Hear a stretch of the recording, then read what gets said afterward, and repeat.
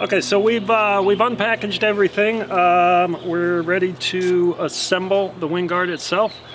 Pretty simple process. We got 4 panes of glass, 8 clips. We're going to assemble those.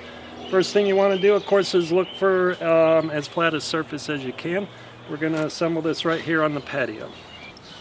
If you look in there, you see little silicone stops. If you're going to assemble these, make sure those are in there. Those go up against the glass, of course. Sometimes those will kind of fall out in shipping, things like that. So obviously just make sure those are in there before you tighten them against the glass. The other thing too, of course, we do have caution hot surface on here. So obviously make sure that that's pointing out and looking right. So really what I'm going to do is start with the short pane here. I'm just going to get that clip kind of flush with the bottom there, get that tightened up.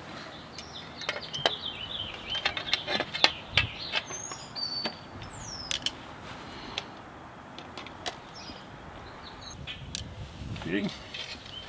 Then what we'll do is go ahead and assemble one side here.